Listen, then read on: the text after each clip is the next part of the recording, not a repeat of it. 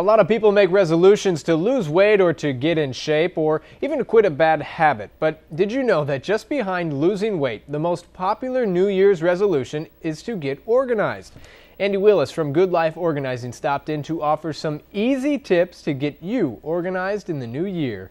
So getting organized is one of the top 10 resolutions every year, usually right behind losing weight. So we're always looking to make ourselves a little bit better. But getting organized, if you think about it, if you just say, I'm going to get organized, it's really overwhelming. It's sort of big and vague, and it's scary. And that's what holds a lot of people back. So I suggest that you start small.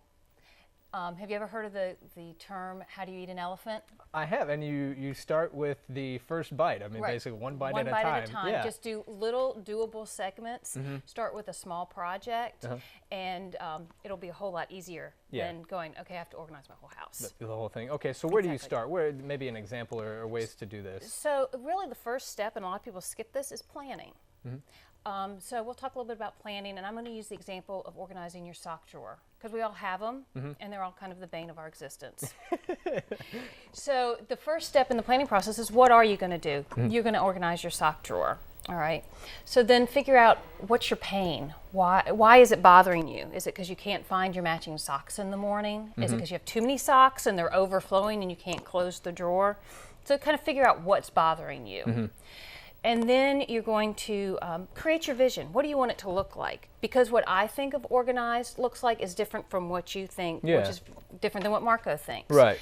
And so do you want just to have all your socks in one place? Do you want to have them separated by color, type, function? Do you want to have dividers? How do you think it should look? And to do that, especially for a bigger project, looking online, looking in magazines, looking at Pinterest, what other people have done, just get ideas of what you want to do. And then sort of make yourself a little step-by-step plan. In the sock drawer, it would be, okay, I'm going to take everything out of the sock drawer. I'm going to make sure everything has a mate.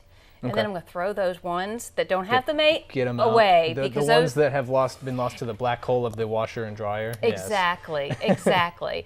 And so you can find everybody's going to have a mate, and then you're going to figure out how you're going to put it back in. And remember, we're just planning. We're not doing at this point. And then really the final part gives you some accountability, is set yourself a deadline. I'm going to organize my sock drawer by the end of this weekend. Or I'm going to have my garage organized by spring break. And tell somebody. Hold them accountable. To help you hold you accountable. Hey, how's your sock drawer look? And I mean, that might seem insignificant, but it does help you keep on task. And for any resolution, that's a really good thing. Tell somebody else, and it helps you sort of keep on task and stay accountable to somebody else. And since January is Getting Organized Month, as declared by the National Association of Professional Organizers, this is a great time to start planning what you want to do, whether you do it in January or you spread it out over the whole year. Your life is always better if you get a little bit more organized. And you can get more tips to get organized at goodlifeorganizing.org. Now, Andy will be joining us every month for organizing tips for your life. So if you have any questions for her on how to get organized, let us know. Simply email your questions to daybreak@41nbc.com.